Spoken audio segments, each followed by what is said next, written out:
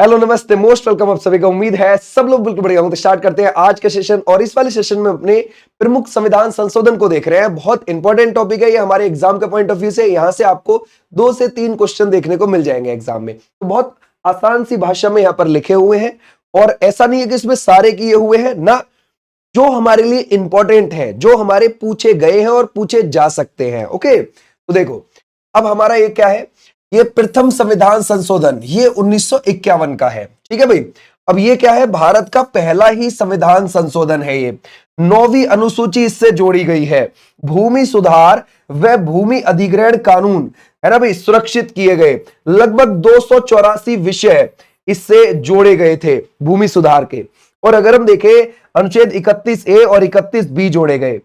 अब इसमें जो ज्यादातर चीजें पूछी जाती है पेपर में, वो आपसे ये बोलता है कि भाई 9वीं अनुसूची है ना भाई, ध्यान रखोगे 9वीं अनुसूची किस संविधान संशोधन से जुड़ी, तो वो पहला ही संविधान संशोधन था 1951 का। और ज्यादातर इसमें जो पॉइंट आता है वो ये आता है भूमि सुधार से जुड़ा हुआ, तो इसको आप टिक कर सकते हैं यहां पे। अब चलते हैं आगे। अब देखो ये है 7वां संविधान संशोधन 1956 का। पता है इससे सबसे मेन इंपॉर्टेंट चीज क्या हुई थी, वो ये हुई थी कि आपको आर्टिकल 153 के बारे में पता होगा। उसमें बोला गया है कि राज्य का एक राज्यपाल होगा, राज्य का एक राज्यपाल होगा, ये बात बोली गई है। लेकिन उसी के अंदर 7वां संविधान संशोधन 1956 से एक बात ऐड की गई कि 2 या 2 से अधिक, है ना भाई, 2 या 2 से अधिक राज्यों के लिए एक राज्यपाल चल जाएगा। राज्यों के लिए है ना भाई, एक राज्यपाल है ना भाई, ध्यान रखोगे, नियुक्त किया जा सकता है। ऐसे आप ध्यान रखोगे, क्लियर हो जाएगा। और होते भी हैं, आपने देखे भी होंगे। ठीक है भाई, तो ये बात ऐड की गई, ये मोस्ट इंपॉर्टेंट बात है, ये ध्यान रखना। अब इससे और क्या चीज हुई, इससे फजल अली आयोग की सिफारिशें लागू हुई। कैसे, देखो क्या हुआ, 1953 की बात है, फजल अली आयोग बनाया गया। और इसमें 3 लोग थे, एक थे फजल अली, एक थे पणिक्कर और एक थे कुंजरू। ये आप लिख सकते हो। एक कौन थे, फजल अली थे, एक थे इसमें पणिक्कर, ठीक है भाई, पणिक्कर, और एक थे इसमें कुंजरू। ये 3 मेंबर थे। और इन्होंने अपनी रिपोर्ट तैयार करके सरकार को 1955 में दे दी। और फिर सरकार ने इसी रिपोर्ट के आधार पर राज्यों का पुनर्गठन किया 1956 में। ओके, भाषाई आधार पर पुनर्गठन हुआ था। तो बस 7वां संविधान संशोधन 1956 में फजल अली आयोग की रिपोर्ट की सिफारिशें भी लागू की गई थी। ओके, राज्यों का भाषाई आधार पर पुनर्गठन हुआ। ठीक है, एक से अधिक राज्यों के लिए है ना भाई, एक उच्च न्यायालय, बोला कि भाई एक से अधिक राज्यों के लिए एक ही उच्च न्यायालय चल जाएगा, कोई दिक्कत वाली बात नहीं है ना भाई। दूसरी और 7वीं अनुसूची में संशोधन हुआ। अब इसमें जो इंपॉर्टेंट चीज है वो सबसे इंपॉर्टेंट है, ये वाला पॉइंट ध्यान रखना। ये वाला पॉइंट बना और ये बना और ये बना। अब इनमें भी जो सबसे ज्यादा इंपॉर्टेंट है वो ये है, ध्यान रखना। ठीक है, तो ये वाला यहां तक हो गया। आ जाओ नेक्स्ट पर। अब देखते हैं 10वां संविधान संशोधन 1961, है ना भाई, ध्यान रखोगे। इससे क्या हुआ, दादरा और नगर हवेली भारत का अंग बना। किससे लिया हमने इसको, है ना भाई, इसको हमने लिया था, अगर आप देखोगे, पुर्तगालियों से। ठीक है भाई, ध्यान रखो, किससे, पुर्तगालियों से। ठीक है भाई, आ जाओ नेक्स्ट पर। अब देखो 12वां संविधान संशोधन, अब 1962 का, ये क्या कहता है, गोवा, दमन और दीव भारत का अंग बना। ओके, ये हो गया। और ये हमने किससे लिए, पुर्तगालियों से। ठीक है भाई, अगर आप देखोगे ये हमने किससे लिए, पुर्तगालियों से। बोलता है 13वां संविधान संशोधन 1962, तो ये भी 1962 का ही है, ध्यान रखना। संविधान में अनुच्छेद 371A जोड़ा गया, नागालैंड को राज्य का दर्जा दिया गया। ओके, तो ये ध्यान रखना, सबसे मोस्ट इंपॉर्टेंट चीज ये है कि भाई 13वां संविधान संशोधन से क्या हुआ है, नागालैंड को राज्य का दर्जा दिया गया है। ओके, अब देखो यहां पे 14वां संविधान संशोधन अधिनियम 1962 का ही है। अब इससे क्या चीज हुई है, पुदुचेरी को भारतीय संघ में शामिल किया गया। मोस्ट इंपॉर्टेंट, ये ध्यान रखोगे आप। ठीक है भाई, ये इंपॉर्टेंट पॉइंट है। कराईकल, माहे और यानम पूर्व फ्रांसीसी क्षेत्र थे, है ना भाई, उनको भारत में, ध्यान रखोगे, जोड़ा गया, भारत में जोड़ा गया उनको। ठीक है भाई, ध्यान रखोगे। और आपको पता है भाई, पुदुचेरी ऑफिशियली खुद भी एक जिला है, केंद्र शासित प्रदेश तो है ही, एक ऑफिशियल खुद भी जिला है, और उसके साथ कराईकल, माहे और यानम भी उसके जिले हैं। 4 जिले हो गए टोटल पुदुचेरी के। कराईकल और पुदुचेरी ये दोनों तमिलनाडु की भूमि की तरफ देखने को मिलेंगे, यानी कि 3 तरफ से तमिलनाडु से घिरे हुए और एक तरफ से बंगाल की खाड़ी से। माहे आपको मिलेगा केरला की तरफ, 3 तरफ से केरल से घिरा, एक तरफ से अरब सागर से। यानम आंध्र प्रदेश की तरफ मिलेगा, 3 तरफ से आंध्र प्रदेश से, एक तरफ से बंगाल की खाड़ी से। यानी कि अगर मैं इसे मैप पर आपको समझाने लगूं तो जैसे ये तमिलनाडु है, यहां पर पुदुचेरी खुद ऑफिशियल जिला हो गया, फिर उसका कराईकल यहां हो गया तमिलनाडु की तरफ, फिर हो गया केरल की तरफ यहां माहे, और फिर आंध्र प्रदेश की तरफ यहां पर हो गया यानम। ठीक है भाई, तो पुदुचेरी आपको पता है 3 राज्यों में फैला हुआ है, अलग अलग अलग अलग। ओके, और है 4 जिले। अच्छा, अगला देखते हैं इससे और क्या हुआ 14वें नंबर के से। इन क्षेत्रों को संघ राज्य क्षेत्र का दर्जा दिया गया। हाँ, हमें पता है भाई। ठीक है भाई, ध्यान रखोगे, है ना भाई, याद रखोगे, इसको संघ राज्य क्षेत्र का दर्जा मिला। अनुच्छेद 239 ए जोड़ा गया।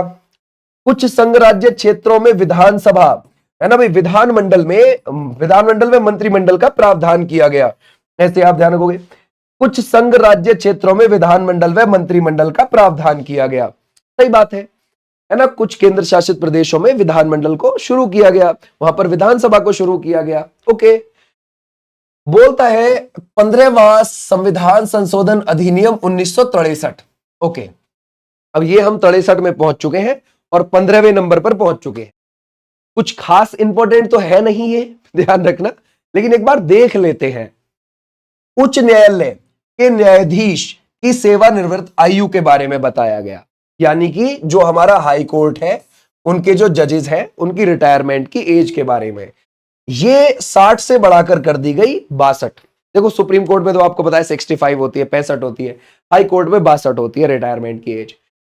अब सेवानिवृत्त न्यायाधीशों को, है ना भाई, कार्यकारी न्यायाधीशों के रूप में नियुक्त, है ना भाई, नियुक्ति की व्यवस्था की गई। भाई मान के चलो, जैसे रिटायर्ड जज हो गए भाई, है ना, अब रिटायर्ड जजों को कार्यकारी न्यायाधीश के तौर पर नियुक्ति दी जा सकती है कुछ समय के लिए। ठीक है भाई, तो ये भी चीज की इसमें व्यवस्था की गई। आ जाओ भाई नेक्स्ट पर।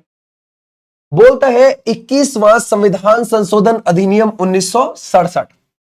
अब ये ध्यान रखना, इस लाइन के लिए ज्यादा इंपॉर्टेंट है। हमारे मूल संविधान में कितनी भाषाएं थी भाई? 14। जब 26 जनवरी 1950 को हमारा संविधान लागू हुआ तो उसमें 14 भाषाएं थी 8वीं अनुसूची में। लेकिन बाद में आपको पता है 14 के बाद 1 जोड़ी गई, फिर 15वीं नंबर की, फिर 3 जोड़ी गई, 18 हो गई टोटल, फिर 4 जोड़ी गई, अभी टोटल 22 हैं 8वीं अनुसूची में। तो ये जो 1 जोड़ी गई है ना भाई, ये जो यहां पर 1 जोड़ी गई 14 के बाद 15वें नंबर की, वो 21वें संविधान संशोधन अधिनियम से 1967 से ऐड की गई है। 8वीं अनुसूची में शामिल किया गया है सिंधी भाषा को। ओके, और ध्यान रखोगे सिंधी को 15वीं संवैधानिक भाषा का दर्जा मिला है। इज अ मोस्ट इंपॉर्टेंट, ये इस लाइन के लिए ज्यादा इंपॉर्टेंट है, ध्यान रखना। ओके, अच्छा भाई नेक्स्ट पर चलते हैं। बोलता है 24वां संविधान संशोधन अधिनियम 1971। अब देखो 1971 में पाकिस्तान के साथ हमारी जंग भी बच गई है। ओके, ये भी आप ध्यान रखना। और 1971 में हमारी इंदिरा गांधी जी जो प्राइम मिनिस्टर थी, उनको भारत रत्न भी मिला है। Is a important. अच्छा, संसद को संविधान संशोधन की पूर्ण शक्ति दी गई इससे। ओके, अनुच्छेद 13 और 368 में संशोधन किया गया। ओके, संसद मौलिक अधिकारों में भी संशोधन कर सकती है। ठीक है, राष्ट्रपति की स्वीकृति अनिवार्य कर दी गई। लोकसभा, राज्यसभा, है ना भाई, इन दोनों में क्या हो गया? पारित हो गया। अब राष्ट्रपति की स्वीकृति भी अनिवार्य कर दी गई, उससे भी हमको परमिशन लेनी ही पड़ेगी। अनुच्छेद 368 के अंतर्गत संशोधन। ओके भाई, और अगर आप देखोगे अनुच्छेद 13 के अंतर्गत कानून नहीं माना जाएगा। ठीक है भाई, ध्यान रखोगे, ये कानून नहीं माना जाएगा मतलब क्या हुआ? देखो, इसने ये बोला है आर्टिकल 13 में, अगर आपने मौलिक अधिकार पढ़े हो, मैंने उसकी वीडियो पूरी बना दी है, उसको आप देख सकते हो। 13 में यह बोला गया है कि हमारे मौलिक अधिकारों को मान के चलो भाई, कल को संसद के अंदर कोई पार्टी बहुत ज्यादा बहुमत के साथ आ जाए, पावर के साथ आ जाए, अब वो समझे कि हम ही सब कुछ है और वो हमारे मौलिक अधिकारों का हनन करने की वजह से कुछ ऐसा कानून पारित कर दे जिससे मौलिक अधिकार दब रहे हो हमारे, तो वो खुद में खुद ही वो कानून शून्य माना जाएगा, खत्म माना जाएगा। ये बात ध्यान रखना। और चाहे वो कानून आजादी के पहले का ही क्यों ना बना हो, जरूरी नहीं है कि बाद ही बनाया गया है, ये भी ध्यान रखना। ठीक है भाई, तो अनुच्छेद 13 के अंतर्गत कानून नहीं माना जाएगा, ये बात आप ध्यान रखोगे, ये भी चीज यहां पर ऐड की गई। ठीक है, तो ये हो जाता है हमारा यहां पर 24वां। अब 26वां भी देख लेते हैं, ये भी 1971 का ही है। देशी रियासतों के शासकों की प्रीवी पर समाप्त, शासकों की विशेष मान्यता समाप्त, शासकों की पेंशन भी समाप्त, भत्ते भी समाप्त। ओके, तो इससे कर दिए गए थे, ये बात ध्यान रखना है 26वां संविधान संशोधन अधिनियम 1971 से। ओके, आ जाओ नेक्स्ट पर। बोलता है 31वां संविधान संशोधन अधिनियम 1973, ये क्या कहता है? लोकसभा की सीटें 525 से बढ़कर 545।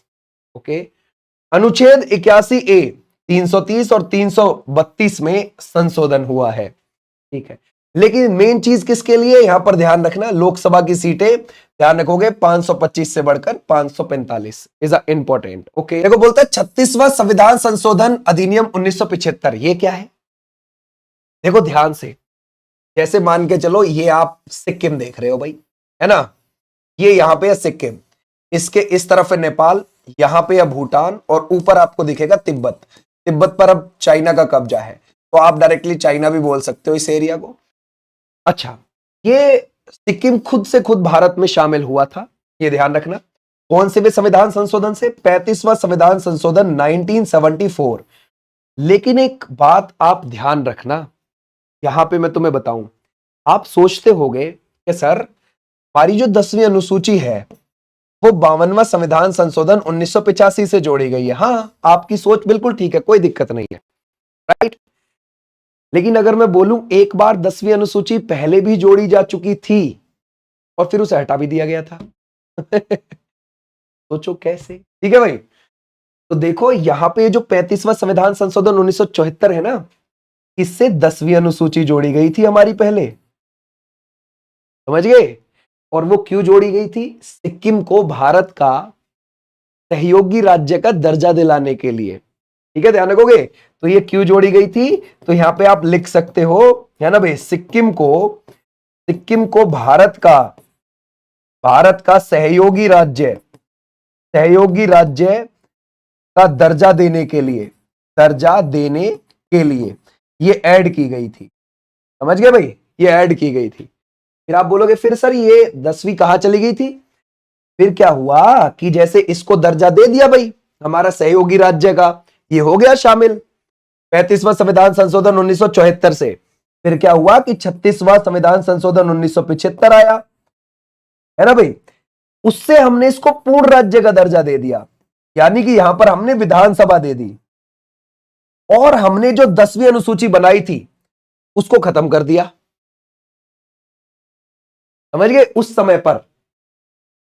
लेकिन फिर से 10वीं अनुसूची आई थी हमारे यहां और आज भी है, वो इससे आई है। ठीक है, तो एक बार आप ध्यान रखोगे कि सर एक बार और हमारे यहां पर शुरू में क्या हुआ था, सिक्किम की वजह से हमारे यहां 10वीं अनुसूची जुड़ गई थी। हालांकि उसे 36वां संविधान संशोधन 1975 से, जिससे सिक्किम को हमने पूर्ण राज्य का दर्जा भी दिया है और अपनी 10वीं अनुसूची को फिर खत्म भी कर दिया था, यह भी ध्यान रखना। ठीक है भाई, तो सिक्किम को भारत का पूर्ण राज्य बनाया गया इससे और 22वां राज्य घोषित किया गया और 10वीं अनुसूची समाप्त, ये भी आप ध्यान रखोगे यहां। ठीक है भाई, लेकिन आज जो हमारे यहां 10वीं अनुसूची है वो 52वें संविधान संशोधन 1985 की है। ठीक है, ये ध्यान रखना। आज बोलता है 39वां संविधान संशोधन अधिनियम 1975। इस समय पर कौन प्रधानमंत्री होंगी जरा सोचो? इंदिरा गांधी जी। राष्ट्रपति, उपराष्ट्रपति, प्रधानमंत्री के चुनाव न्यायिक समीक्षा से बाहर रहेंगे। ठीक है भाई, आ जाओ नेक्स्ट पर। अब आ जाते हैं भैया मिनी कॉन्स्टिट्यूशन पर, यानी कि है ना लघु संविधान पर। अब छोटा संविधान इसको बोल देते हैं। कौन सा संशोधन है? 42वां संवैधानिक संशोधन अधिनियम 1976। इमरजेंसी के समय पर ये क्या हुआ है, ध्यान रखोगे, लागू। तो इसको विवादित भी बोल देते हैं, याद रखोगे, ये क्या है, विवादित। ओके भाई, विवादित संशोधन इसको बोल देते हैं हम। ओके, नो प्रॉब्लम, कोई दिक्कत वाली बात नहीं है। अब देखो, संविधान की प्रस्तावना में शब्द जोड़े गए थे, आप जानते हो, ठीक है भाई। कौन कौन से जोड़े गए थे, जैसे समाजवादी, पंथ निरपेक्ष, अखंडता, है ना भाई। इसी से याद रखना, 42वां संविधान संशोधन 1976 से एक ही बार प्रस्तावना में बस संशोधन हुआ है। 10 मौलिक कर्तव्य भी जोड़े गए थे, आर्टिकल 51A में और भाग 4A में, ठीक है भाई, ध्यान रखोगे। भाग 4A उसमें जोड़ा गया और आर्टिकल 51A जोड़ा गया, और उसमें 10 मौलिक कर्तव्य हमने जोड़े थे। कहां से लिए हैं, ध्यान रखोगे, यूएसएसआर से, सोवियत संघ से लिए थे। उस समय पर रशिया को यही बोला जाता था। स्वर्ण सिंह समिति, है ना भाई, ध्यान रखोगे। स्वर्ण सिंह समिति की अनुशंसा पर कितने ऐड होने चाहिए थे, 8, क्योंकि स्वर्ण सिंह समिति ने 8 का ही सुझाव दिया था, हमारी सरकार ने फिर भी, ध्यान रखोगे, 10 ऐड कर लिए उस समय पर। फिर एक हमने बाद में खुद से 86वां संविधान संशोधन 2002 से हमने क्या काम किया कि एक हमने खुद से ऐड कर लिया, तो 10 और 1 कितने हो गए, 11। आपको 51A में 11 आपको क्या देखने को मिल जाएंगे, मौलिक कर्तव्य देखने को मिल जाएंगे, ठीक है। ओके, न्यायिक समीक्षा समिति ये बनाई गई। लोकसभा विधानसभा का कार्यकाल 5 से 6 वर्ष का कर दिया था, बढ़ा दिया था। लोकसभा और विधानसभा का कार्यकाल, वो तो भला हुआ, अच्छा हुआ कि 44वां संविधान संशोधन 1978 वापस से इसको 5 साल कर दिया, ठीक है भाई। तो ये भी आप ध्यान रखोगे। तो राष्ट्रपति शासन की अवधि 6 माह से 1 वर्ष तक बढ़ाई गई, ठीक है भाई, ध्यान रखोगे, ये इतनी कर दी गई। आ जाओ भाई नेक्स्ट पर। अगर हम देखें 44वां संविधान संशोधन अधिनियम 1978 आया। अब जो उसमें चीजें बिगड़ गई थी, इसमें कुछ सुधारी गई थी। ओके भाई, संपत्ति का अधिकार मौलिक अधिकार नहीं है, इसको हटाया गया। पहले तो 31 में आता था ये, आर्टिकल 31 में, यानी कि मौलिक अधिकार में आता था ये, मौलिक अधिकार में। ओके भाई, और इसको वहां से हटा के 300A में ले जाकर कानूनी अधिकार बना दिया 44वां संविधान संशोधन 1978 से। ओके भाई, तो ये हमारा स्थानांतरित हो गया।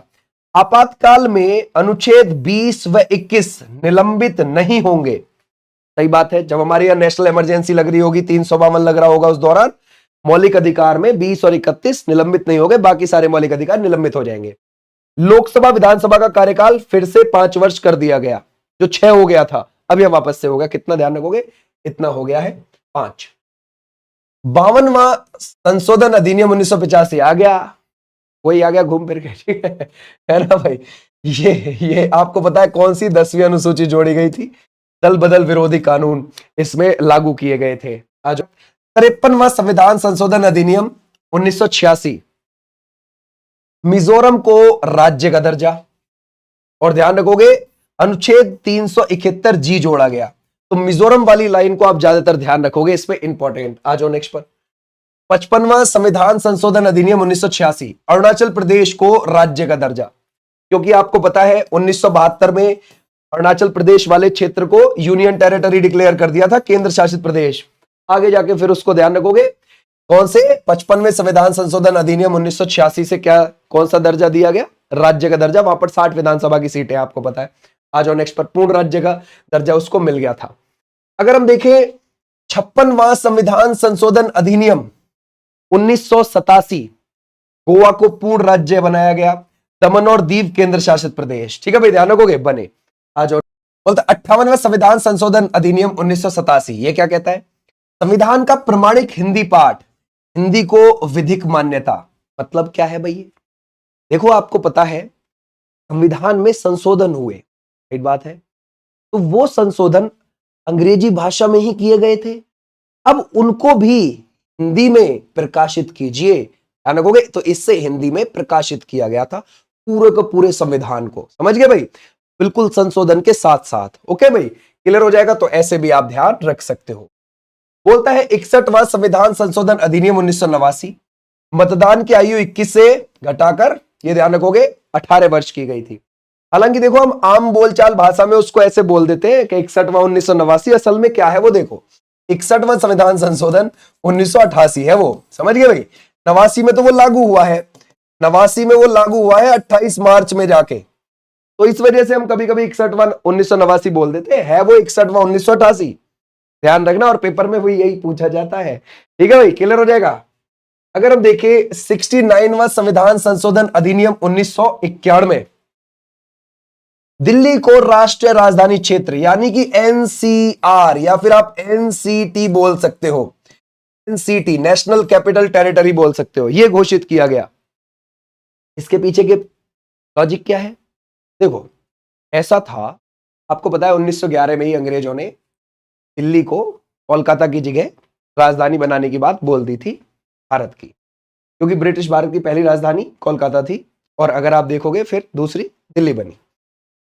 क्या हुआ कि जैसी वो घोषणा हुई थी उसके बाद दिल्ली में आवाजाही लोगों की बढ़ने लगी। जैसे पहले कोलकाता रहती थी वैसे ही दिल्ली में आवाजाही बढ़ने लग गई।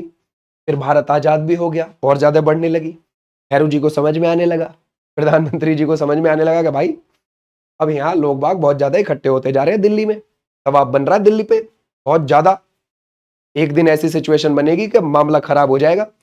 तो 1962 के मास्टर प्लान में यह निर्णय लिया गया कि भाई हम दिल्ली ही जैसी सुविधा दिल्ली के बाहर वाले क्षेत्रों में दे देंगे। तो तब यह बात उठी थी लेकिन इतनी अच्छे तरीके से नहीं चल पाई थी।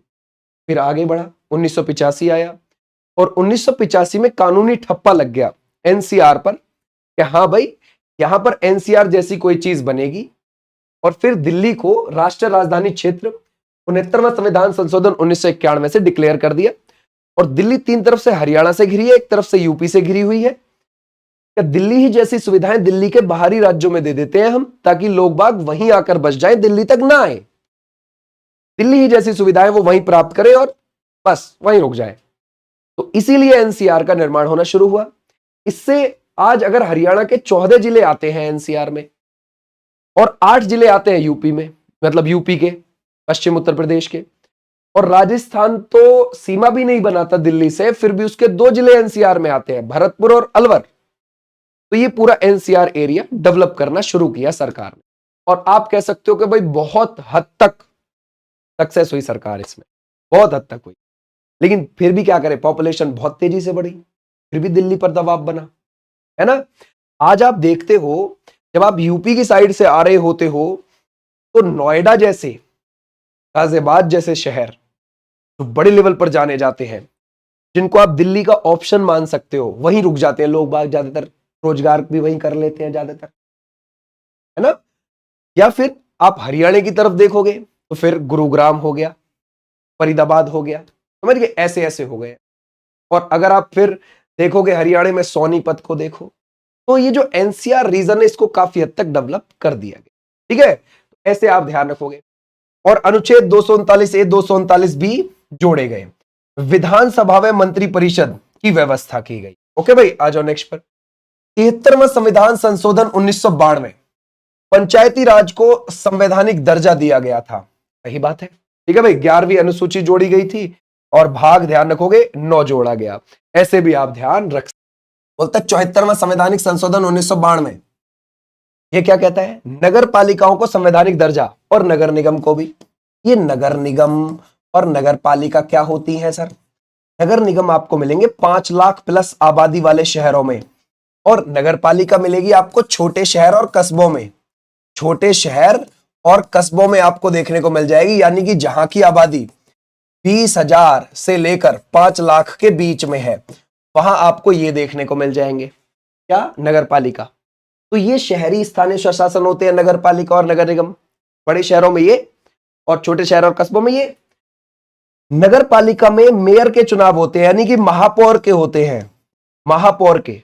और यहां पर अगर आप देखोगे ये अध्यक्ष पद के, यहां पे अध्यक्ष पद को अध्यक्ष ही बोला जाता है और यहां पे लीडर को क्या बोला जाता है, मेयर। ठीक है भाई।